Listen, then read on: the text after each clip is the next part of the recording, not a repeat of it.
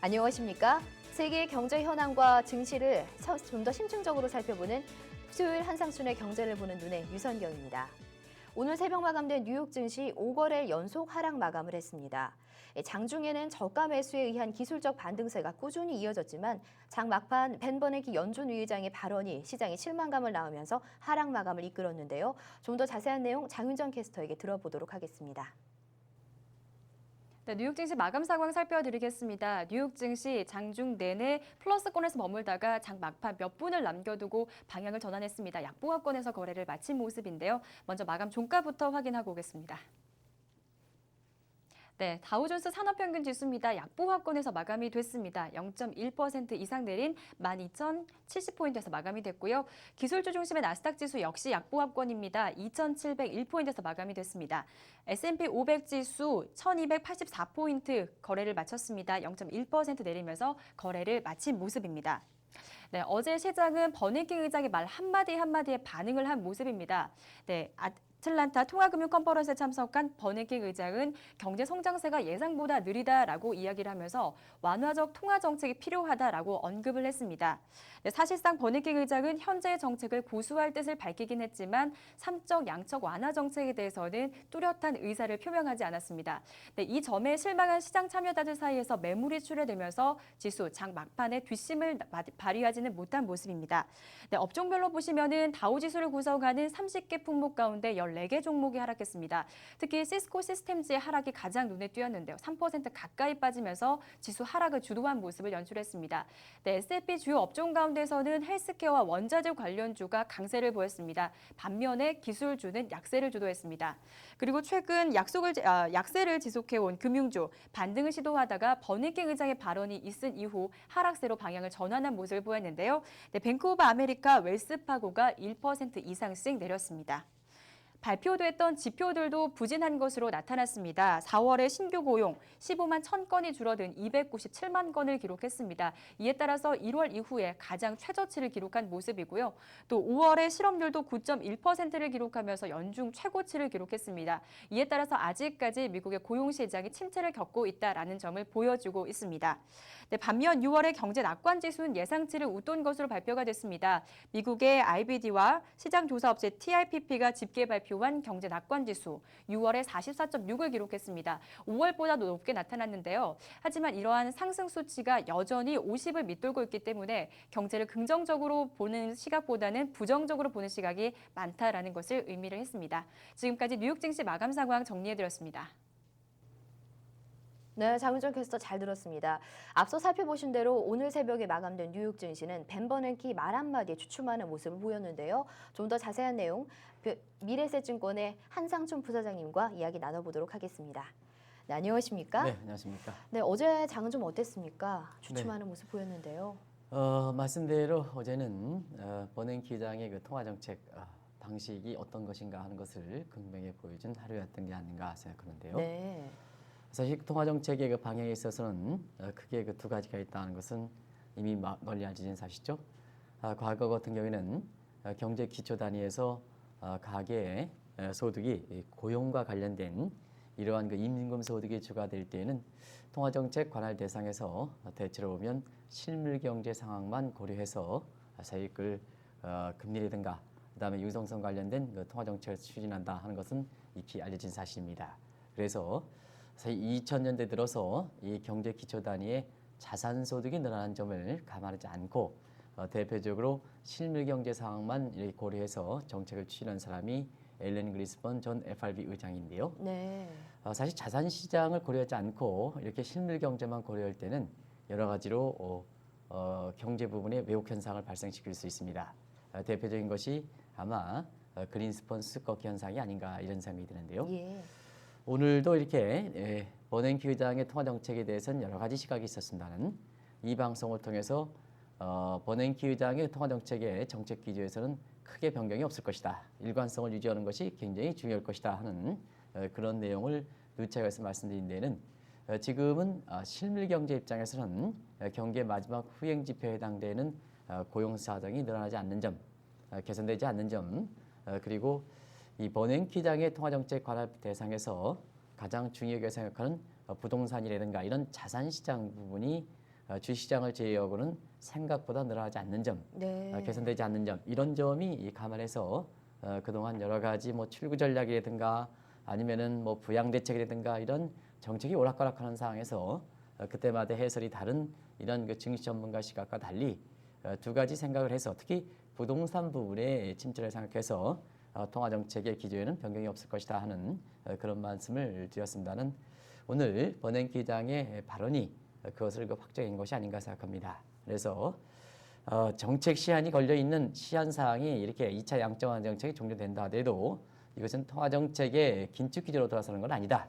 일부 이렇게 이렇게 이론적 근거가 약한 사람들은 통화 정책의 그 시한이 걸려 있어서 더 이상 3차 양적 정책을 추진하지 않을 때는 미국의 버냉키를 비롯해서 중앙은행의 통화정책 기조가 긴축 기조로 돌아선 것이다 하는 해설하는 시각이 있는데 네. 그건 상당히 잘못된 견해다 하는 것을 말씀드립니다. 그렇군요. 시한이 걸려 있는 것은 사실상 그것이 통화정책 기조와는 변경이 사실이 없다 하는 것을 다시 한번 좀 말씀드리고요.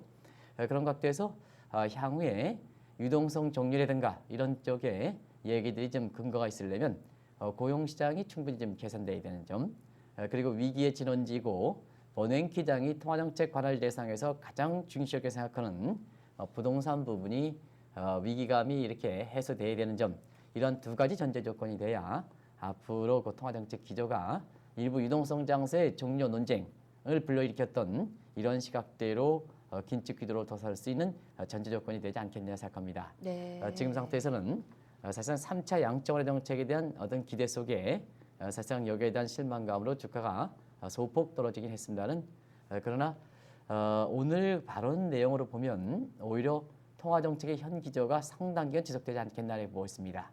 가장 국내 증시 입장에서 관심이 되고 외국인 동향에 직접적인 그 영향을 미치는 기준금리 인상 문제는 대체로 오늘 발언을 토대로 볼 때는 내년까지 기준금리 인상은 어렵지 않겠느냐, 미국의 경우입니다. 어렵지 않겠느냐 이런 시각들이 나오고 있습니다. 네. 대체로 경기라든가 이런 문제에 완전히 극복되기 전에는 기준금리 변경은 사실상 거의 가능성이 적지 않느냐 이렇게 보고요.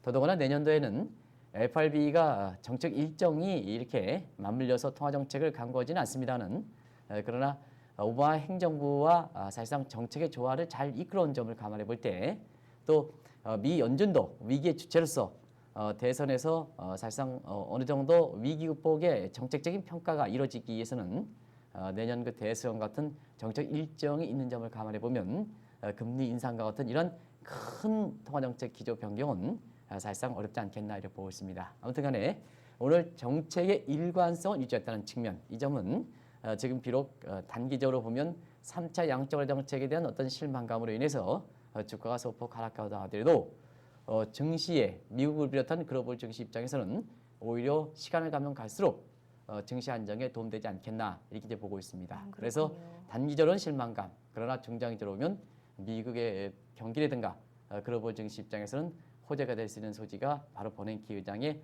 발언이다 이렇게 보시면 되겠습니다. 네, 이 버냉키 의장의 발언과 미국 증시에 대한 평가까지 해주셨습니다. 잠시 후에 다시 모시도록 하겠습니다. 네네. 네, 다음은 이머징 마켓인 브릭스 시장의 움직임입니다. 모처럼 이머징 마켓 모두 상승세를 보였는데요. 아무래도 인플레이션에 대한 우려가 완화된 것이 이런 장세를 이끌어낸 주요 호재가 아닌가 싶습니다. 좀 더 자세한 내용 장윤정 캐스터에게 들어보도록 하겠습니다. 네, 계속해서 이머징 마켓 마감 상황 살펴보도록 하겠습니다. 네, 단오절로 휴장을 마친 후 개장한 상하이 증시 반등에 성공한 모습을 보였습니다. 이번 연휴 기간 동안 기준금리 인상이 단행되지 않으면서 이번 주 중반을 전후해서 기준금리가 인상될 것이다라는 소식이 나오면서 시장의 불확실성을 더 키운 상황이었습니다. 하지만 가뭄이 완화되면서 식품 가격이 하락을 했고요. 또 최근 낙폭이 과대했다라는 인식이 나오면서 시장은 장중에 플러스권으로 돌아서면서 거래를 마쳤습니다. 마감 종가부터 확인하겠습니다. 네, 상하이 지수입니다. 0.6% 올랐습니다. 2,744포인트에서 거래를 마친 모습입니다. 네, 금속 가격이 상승한 가운데 비철 금속 관련주가 크게 오른 모습이 연출됐습니다. 그리고 이익 성장성이 강화될 것이다라는 전망으로 헬스케어와 철강주가 상승하는 모습을 보였고요. 또 히토류 관련주도 강세 흐름을 나타냈습니다. 계속해서 홍콩 H지수 보겠습니다. 네, H지수 이머징 마켓 중에서 유일하게 하락한 지수인데요. 0.23% 빠졌습니다. 12,721포인트에서 마감이 됐습니다. 미국의 고용 지표가 부진한 것으로 나타나면서 시장 참여자들이 조금 위축된 모습을 보였는데요. 이에 따라 시장에는 매도세가 강하게 출회된 모습을 보였습니다. 또 6월 중 금리 인상이 단행될 것이다라는 소식이 나왔는데요. 이에 따라서 불확실성이 좀 더 키워져 있는 상황이었습니다. 중국 정부의 긴축 강화와 또 부실 대출 규제로 인해서 은행주가 하락하는 모습이 연출됐습니다. 계속해서 인도 증시 보겠습니다. 네, 인도 증시 강보합권에서 마감이 됐습니다. 0.4% 올랐습니다. 18,495포인트 기록했습니다. 네, 원유 및 국제 상품 가격이 하락세를 지속하면서 인플레이션에 대한 우려감이 시장에 좀 완화된 모습이 나타났는데요. 네, 업종별로 보시면은 소프트웨어 기업인 인포시스, 철강 업체인 타타 스틸이 선도주를 보이면서 일제히 강세를 보였습니다. 따라서 지수는 강보합권에서 거래를 마쳤습니다. 계속해서 러시아 지수 보겠습니다. 네, 러시아 지수도 큰 폭으로 올랐습니다. 2% 가까이 오르면서 1,904포인트에서 기록한 모습인데요. 네, 최대 가스 업체인 가즈프롬은 중국과 천연가스 수출을 계약했다라는 소식에 큰 폭으로 올랐습니다. 3개월 만에 최대 폭으로 올랐습니다. 또 로즈네프트는 지분 매각 계획이 발표되면서 또 상승하는 모습이 연출됐습니다. 마지막으로 브라질 보베스파 지수 확인합니다. 네, 브라질 지수는 강보합 기록했습니다. 0.2% 뛰었는데요. 63,217포인트에서 마감이 됐습니다. 네, 5월 물가 상승세가 예상치를 밑돌면서 인플레에 대한 우려감이 시장에는 어느 정도 누그러진 모습인데요. 주요 종목이 금리 인상 우려 완화로 상승세를 타는 모습을 나타냈습니다. 지금까지 이머징 마켓 마감 상황 정리해드렸습니다.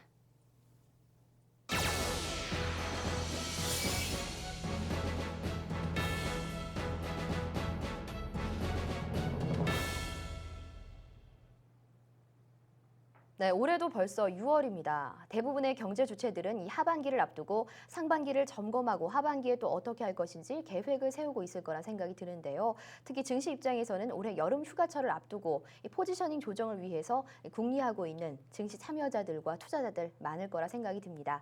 그래서 오늘은요, 상반기 세계 경제를 전반적으로 또 입체적으로 점검해보는 시간을 마련해봤는데요. 본격적으로 미래에셋증권 한상준 부사장님과 이야기 나눠보도록 하겠습니다. 네, 부사장님, 네네. 이 전반적인 세계 경제 어떻게 진행되어 왔는지 먼저 총체적인 점검부터 부탁드리겠습니다. 연초 전망치 이렇게 세계 경제 성장률 보면 네. 대체로 작년 10월까지만 하더라도 한 4.4%, 네. 이것이 연초에는 한 4.2% 정도 해서 올해 그 상반기는 경기가 좀 둔화되지 않겠느냐 하는 예상을 해봤습니다는 상하반기를 놓고 볼 때는 올해 연간 성장률이 4.2%를 하더라도 예. 상반기는 한 4.4% 기저효과 때문에 그리고 하반기에는 4.0% 정도 이렇게 봤습니다는 지금까지 세계 경제 성장률은 대체로 보면 상반기 한 4.2% 정도 이런 거 되기 때문에 상반기 예상치 4.4%보다 다소 성장세가 좀 더디다 이렇게 보시면 되겠습니다. 예. 앞서 버냉키 의장도 미국 경제 그 성장세가 더디다 하는 이런 표현을 썼습니다는 마찬가지로 세계 경제도 올해 상반기에 당초 전망보다 성장세가 더디는 이런 모습을 보이지 않느냐 이렇게 보고 있습니다. 특히 이러한 그 성장세에 두드러지게 더디는 모습은 올해 그 4월 이후서부터 지금까지 모습이다 이렇게 보시면 되겠는데요. 미국 비롯한 대부분 국가들의 경기 지표, 특히 세계 경제를 이끌어가는 국가들의 경제 지표가 4월 이후서부터 상당히 두드러지게 부진한 모습을 보이고 있다 이렇게 보시면 되겠습니다. 네, 그렇습니다. 이름에 따라서 미국을 비롯한 대부분 국가에서 정도라든가 성격 차이가 있긴 합니다는 경기 논쟁이 불거지고 있는 것이 최근의 세계 경제 모습이다 이렇게 보시면 되겠습니다. 경기 논쟁이 불거졌다고 하셨는데요. 이 부분은 사실 하반기 저희 전망을 좀 해보는데도 중요한 부분일 것 같은데요. 아무래도 이제 지금 벌어지고 있는 경기 논쟁이 어떤 쪽으로 가닥을 잡느냐에 따라서 하반기의 세계 경제 모습이라든가 이걸 반영하는 글로벌 증시의 모습이 좌우되지 않겠나 하는 생각이 드는데요. 네. 이 문제는 한번 몇 차례 걸쳐서 말씀드렸죠. 그래서 선진국 얘기는 잘 아마 아실 거로 생각합니다. 네. 그래서 미국은 더블디과 소프트 배치 논쟁, 중국은 연착륙과 경착륙 논쟁, 일본은 최근에 간나우도 조기 하야에 앞두고 디플레 논쟁이 가열되고 그다음에 유럽 같은 경우도 역시 서브트레이닝 즉 연착륙과 경착륙 논쟁 이런 것에서 정도라든가 성격 차이가 있습니다는 대부분 각국들의 경기가 이렇게 향후 방향성을 놓고 일정한 방향성을 확신하지 못하는 상태에서 이 논쟁이 가열되고 있다 이렇게 보시면 되겠습니다. 네. 그리고 일부 그 국가이긴 하지만 경착륙보다 더 한 단계 경기 정책적인 측면에서 대응이 어렵다는 스태그플레이션 논쟁, 스태그플레이션 가능성도 이번 주 들어서 불거지고 있는데요. 한번 잘 보시기 바랍니다. 이 더블 딥, 뭐 서브트 패치 이런 식으로 해서 서브트 패치에서 더블 딥, 그 다음에 연착륙에서 경착륙, 경착륙에서 한 단계 더 진행된 스태그플레이션 이런 걸 보면 시간이 가면 갈수록 세계 경제 상황이 좀 다소 안 좋은 쪽으로 가고 있다 하는 것을 이러한 그 논쟁에서도 우리가 알 수가 있다 하는 것을 말씀드립니다. 네, 이렇게 경기 논쟁이 일 정도로 세계 경기가 사실 예상보다 부진한 데는 어떤 이유가 있을 것 같은데 어떤 재앙 요인이 좀 있었나요? 네, 상반기에 그 특수한 성장을 제약하는 요인들, 또 물가를 올리는 이런 요인들이 있었죠. 네. 대표적인 것이 이제 제스민 혁명, 그 다음에 일본의 그 동진 대진 사태 이런 문제가 사실상 상반기에 세계 경제 성장을 당초 전망보다 좀 더디게 하고 네. 물가를 올리게 하는 이런 요인으로 작용하지 않았냐 이렇게 보고 있습니다. 그리고 위기 3년 차에 전형적으로 발생되는 애프터 크라이시스 문제, 이 문제가 역시 상반기의 세계 경제 성장을 더디게 하는 요인이다 이렇게 보시면 되는데요. 네. 애프터 크라이시스 문제는 선진국의 재정 적자, 국가 채용 문제, 그다음에 신흥국의 인플레 문제 이런 문제에 대해서 결과적으로 보면 당초 의도했던 이러한 정책의 그 목적을 달성하지 못하는 상태에서 또 애프터 크라이시스 문제가 생각보다 더 이렇게 문제 심각성이 더해지는 상태에서 네. 정책적으로 비교적 강도 있는 대응 대책을 추진한 상태에서 성장이 훼손당하는 이런 모습을 보이는 상태에서 세계 경제 상반기의 전망이 흐트러지는 이런 모습을 보이는 것이 아닌가 이렇게 보고 있습니다. 네, 뭐 선진국의 재정 적자나 이런 문제들, 뭐 재정 적자, 국가 채무 문제는 앞으로 좀 상당 기간 세계 경제에 좀 재앙 요인이 될 것 같은데 현재는 좀 어떤 상황입니까? 선진국 재정 적자 국가 채무 문제는 당초 선진국뿐만 아니라 주요 예측 기관들이 이렇게 봤던 시각보다는 더 심각하다 이렇게 보시면 되겠습니다. 네. 그래서 유럽은 3차 재정위기가 지금 불거진 상태에서 향후의 그 해결책을 지금 모색하는 이런 상황이고요. 일본 같은 경우는 국가 신용등급이 계속해서 떨어져 왔죠. 올해 2월 달에 9년 만에 처음으로 국가 신용등급이 떨어졌고 네. 그다음에 최근에 있어서는 일본의 국가 신용을 추가적으로 하향하는 이러한 그 향후의 방향성에 대해서 부정적으로 평가하는 이런 모습을 보이고 있어서 올 하반기에는 조기 하향께 일본의 국가 신용등급이 과연 어디까지 떨어질 것인가 하는 이런 것이 그 국제사에서 2차 세계대전에 처음으로 이런 일본 경제에서 회의적 시각이 있을 만큼 상당히 좀 악화된 상황이다 이렇게 보시면 되겠습니다. 그렇군요. 그리고 미국도 재정 적자라든가 국가 채무 문제가 법정 한도에 한도에 도달할 정도로 사실상 생각보다는 재정 적자라든가 국가 채무 문제가 상당히 불거졌다 이렇게 보시면 되겠고요. 네. 재정 적자 국가 채무 문제는 선진국뿐만 아니라 최근에 있어서는 우리나라도 이 재정 적자 관련된 문제가 좀 서서히 불거지고 있습니다. 그래서 일부 신흥국들도 재정 적자라든가 국가 채무 문제가 전염되는 이런 현상이 최근까지 발생하고 있는 것이 아닌가 이렇게 보고 있습니다. 네. 우선은 선진국부터 살펴볼 텐데요. 이 선진국의 국가 채무와 재정 적자 문제 어떻게 풀려나갈 것으로 예상을 하십니까? 경기가 살아나면 되겠죠. 왜냐하면 네. 선진국의 조세 구조비라는 것은 누진적 구조를 갖고 있기 때문에 경기가 회복되는 정도 이상으로 재정 수입이 증가하기 때문에 경기만 회복되면 선진국의 그 국가 채무 문제라든가 재정 적자 문제는 자연스럽게 해소될 수 있을 거로 이렇게 봅니다. 네. 다만 이 재정 적자 국가 채무 문제 경기를 어렵게 하는 측면도 있거든요. 그래서 하반기에는 경기가 좀 살아나서 사실상 선진국의 재정 적자라든가 국가 채무 문제가 해결되는 이러한 부분에 있어서의 선순환 구조를 통한 이 문제 해결은 상당히 어렵지 않겠나 이렇게 보고 있습니다. 서로 인과관계, 커저리티 관계가 서로 얽히고 설켜 있기 때문에 네. 지난번에 우리가 스파게티 볼 이펙트에 대해서 알아봤긴 했습니다는 서로 얽히고 설키고 있는 문제가 사실 그렇지 않습니까? 우리가 어떤 사람들도 얽히고 설키고 해서 혼톡스럽지 못해서 정신이 혼란 상태에 있으면 또 이 삶은 국수가 서로 엉키고 섞이고 있을 때는 찬물에 한번 싹 넣고 빼내면 국수가 가지런하지 않지 않습니까? 네. 이런 찬물에 해당되는 충격요법이 있어야 되는데요. 이 충격요법이라는 서로 얽히고 설켜 있는 부분을 차단시킬 수 있는 아주 극단의 조치가 필요하다는 얘기입니다.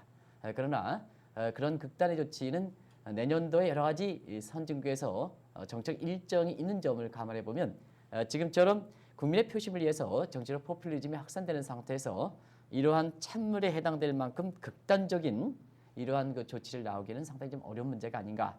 그래서 인과관계가 얽혀 있는 이런 재정 적자라든가 국가채 문제, 경기 문제 이런 것이 선순환 구조를 통해서 하반기는 상당히 풀어나기는 좀 어려울 거로 이렇게 보고 있습니다. 예. 그래서 개별 국가 차원에서 이런 문제가 이렇게 이런 각도로 풀려나가지 않겠나 이렇게 보고 있는데요. 미봉적 조치에 해당되겠습니다는 사실 미국 같은 경우에는 법정 한도 확도를 8월 2일까지 확대할 거로 보고 있습니다. 이건 불가결의 사항입니다. 네. 국가의 재정은 운영해야 되기 때문에요.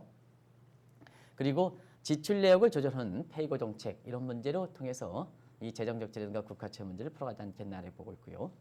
일본 같은 경우에는 간나오토 정부 조기 하야 이후에 과연 그 정치를 잡고 있는 사람이 어떤 정책을 펼 것인가 하는 새로운 정책의 가능성을 열어놓고 있습니다는 그러나 간나오토가 조기 하야하는 문제에 있어서는 간지원 정책, 간나오토가 추진하는 일본의 재정 적자 문제, 국가채 문제를 풀어가기 위한 정책을 추진하는 전제 조건에 의해서 하야하는 문제이기 때문에 네. 아무래도 차기에 누가 들어오든 간에 간전 정책과 소비세 인상 같은 이런 문제는 계속해서 추진해서 일본이 갖고 있는 아킬레스건을 풀어나가지 않겠나를 보고 있습니다. 예. 그리고 유럽 재정위와 관련해서는 구제금융의 새로운 각도를 감안해 보면 사실 이번에 구제금융 받고 그리스라든가 이런 국가들이 강도 있게 내부적으로 또 자발적으로 개혁과 구제형을 투자할 때는 하반기에는 탈락이라는 충격요법을 통해서 투트랙으로 나가지 않겠나를 보고 있습니다. 그래서 하반기에는 가장 이상적인 모습에 해당되는 경기와 재정 수입, 국가 채무 문제, 재정 적자 해결 문제 선순환 고리로 인해서 이 문제를 풀어가기는 상당히 힘든 상황이고요. 네. 개별 국가 차원에서 그 나라에 갖고 있는 여러 가지 독특한 여건 이런 걸 감안해서 이 문제를 풀어갈 거로 봅니다는 사실상 근본적으로 이 문제를 해결해 가기에는 상당 부분 시간이 걸리지 않겠나. 그래서 하반기에도 계속해서 선진국 경기를 제약하는 이런 요인으로 작용하지 않겠나 이렇게 보고 있습니다. 이 선진국과 달리 또 신흥국의 경우에는 인플레 문제에 많이 시달려 왔는데요. 현재는 좀 어떤 상황입니까? 인플레 문제는 사실 애프터 크라이시스 문제에서 올해 그 선진국의 재정 적자에 이어서 신흥국의 인플레 문제를 짚고 있었다는 사실 지난해부터 인플레 문제가 많이 불거져 왔었죠. 그래서 예. 강도 있는 대책을 추진해 왔습니다는 지금 시차상으로 보면은 금리 인상과 같은 이런 관계 케인지언의 그 트랜스미션 메커니즘 이런 거를 볼 때 한 시차 6개월을 감안한다 하더라도 예. 지금은 신흥국에서 인플레를 잡기 위해서 추진했던 금리 인상과 같은 이런 효과가 나올 시점입니다. 그래서 신흥국의 정부의 의도대로 한다면 지금 인플레가 좀 잡혀야 되는데요. 오히려 지금은 인플레가 잡히지 않는 상황입니다. 네, 그렇습니다. 그래서 사실상 중국 같은 경우에는 6월 달 같은 경우에는 소비자 물가가 한 6%, 우리나라도 소비자 물가가 인플레 억제 상한선을 초월하는 이런 모습을 보이고 있는데요. 대부분 국가에서는 금리 인상과 같은 인플레를 안정시키는 정책 목표를 달성하지 못하고 시간적으로 가면서 사실 물가가 잡히지 않은 상태에서 경제 성장이 둔화세가 더 빠르지는 이런 모습이 신흥국의 지금의 경기 모습이 아닌가 이렇게 보고 있습니다. 말씀하신 대로 사실 지난해부터 신흥국들이 재정 긴축을 많이 진행을 해왔는데도 불구하고 이렇게 재정 잡히지 긴축은 않는- 아니고요. 네네. 네네. 죄송합니다. 네. 긴축 정책을 추진을 해왔던 거죠. 네네. 잡히지 않는 이유가 어떤 것이 있을까요? 아무래도 이제 인플레 문제 같은 경우에는 크게 보면 이제 요인을 분석해 보면 경기가 과열돼서 이렇게 물가가 발생하는 디맨드 풀 사이드의 인플레 요인이 있고요. 예. 그다음에 원자재 가격 상승 같은 또 임금 상승 같은 금리 인상 같은 이런 비용 요건이 악화돼서 사실상 그 물가가 올라가는 코스트 푸시적인 요인이 있는데요. 지금 신흥국들은 정도 차이가 있습니다는 신흥국의 물가를 디맨드 풀 사이드 수요 견인과 코스트 푸시 이 사이드에서 어떤 쪽이 강한가 하는 것을 요인 분석해 보면 사실 70% 정도가 코스트 푸시 성격을 갖고 있다고 보시면 되겠습니다. 예. 그래서 디맨드 풀 사이드에서 인플레가 강하다면 지금까지 추진했던 신흥국의 금리 인상이라는 인플레 대책이 적절한 대책입니다는 사실 코스트 푸시 요인이 70% 전할 때 디맨드 풀 사이드의 주요인인 주정책 수단인 금리 인상으로 들이대다 보니까 정책의 원인과 경제 현상의 원인과 정책과는 미스매치 부조화 현상이 발생해서 금리 인상이라는 애만 쓰고 국민들의 부담을 주면서까지 정책 목적을 달성하지 못하는 이러한 그 현상이 지금까지 발생한 것이 아닌가 이렇게 보고 있습니다. 네. 결과적으로 보면 너무 의욕만 강조해서 인플레의 원인을 정확하게 진단 없이 신흥국들이 금리 인상이라는 종전의 잣대를 들이대는 과정에서 사실상 인플레 억제라는 당초의 목적을 달성하지 못하고 사실상 그 인플레 목적을 달성하지 않으면 신흥국들은 정부의 주도력을 이용해서 굉장히 강도 있게 밀어붙이는 상황이거든요. 네. 그러다 보니까 물가 안정을 당하지 못한 상태에서 성장 부분이 훼손당하는 이런 모습이 지금 신흥국에서 발생하고 있는 것이 아닌가 이렇게 보고 있습니다. 저희가 어제도 중국의 경착륙, 연착륙 얘기를 하면서 살짝 중국이 스태그플레이션 우려까지 살짝 제기가 된다는 말씀을 해주셨는데 이렇게 되면 아무래도 국민들의 경제 고통 지수가 좀 더 커지지 않을까라는 생각이 드는데 어떻습니까? 네, 아무래도 사실 그 인플레 안정이라는 목적을 달성하지 못할 때 성장 그 능력의 훼손이 당하면 사실상 그 국민들의 고통은 굉장히 심해지게 됩니다. 우리가 국민들의 고통을 이렇게 점검하는 데 있어서는 미절 인덱스 지금 이제 미국도 이 지수가 상당히 많이 나오고 있는데요. 아마 우리나라도 내년도에 그 대선, 미국도 대선을 앞두고 집권당의 경제 성과를 평가하는데 가장 중요한 잣대로 미절 인덱스 경제 고통 지수라는 얘기가 많이 나올 거로 봅니다. 네. 이 경제 고통 지수는 연차 한번 말씀드렸습니다는 모든 경제 현안 중에서 사실상 그 피부적으로 국민들 입장에서 가장 민감하고 와닿는 이런 지표를 중심으로 해서 만든 지수다 이렇게 보시면 되겠는데요. 예. 시청자 여러분 저랑 같이 한번 이렇게 해본 경제 성장률보다는 물가가 더 피부적으로 와닿을 거로 보이고요. 또 경제 성장률보다는 또 무역 수지보다는 아마 실업률과 같은 이러한 그 통계가 피부적으로 와닿을 거로 봅니다. 네. 그래서 실업률과 소비자 물가 상승률을 단순히 더한 이것이 소위 미절 인덱스다 이렇게 보시면 되겠고요. 그 다음에 글로벌사에서는 사실 캐시플로우 사항이 굉장히 중요합니다. 위기 가정에서는 특히 경제 체감하느냐 아니냐 하는 동일한 현상에 대해서도 경제 체감 정도가 어떻게냐 표현할 때는 캐시플로우 상황이 상당히 중요한데요. 사실상 그렇습니다. 지금 똑같은 현상이 발생하더라도 대기업가 있는 계층들은 그렇게 크게 부담을 느끼지 못합니다.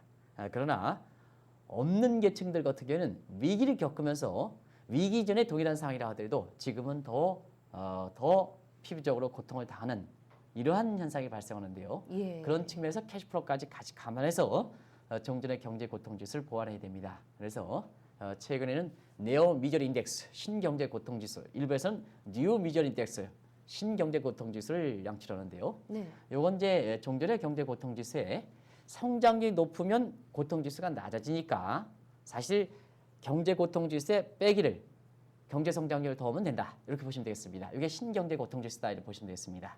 그래서 최근에 스태그플레이션 현상이 나타난다는 것은 결과적으로 물가는 더 악화되고 경제 성장률은 침체가 되니까 고용률이 늘어나지 않은 상태에서 소비자 물가 상승률이 올라가면 경제 고통 지수는 더하고 그다음에 물가를 잡기 위해서 성장분을 훼손당했으니까 성장이 떨어지니까 이것도 경제 고통 지수는 더하고 네. 하는 상태에서 지금은 정부 당국에서 우리 정부가 아니라 신흥국의 정부에서 당초 목적했던 인플레가 달성하지 못하는 과정에서 결국 국민들은 그만큼 경제 고통이 늘어나는 이런 모습을 보이고 있는 것이 최근의 신흥국들의 경제 상황이다 이렇게 보시면 되겠습니다.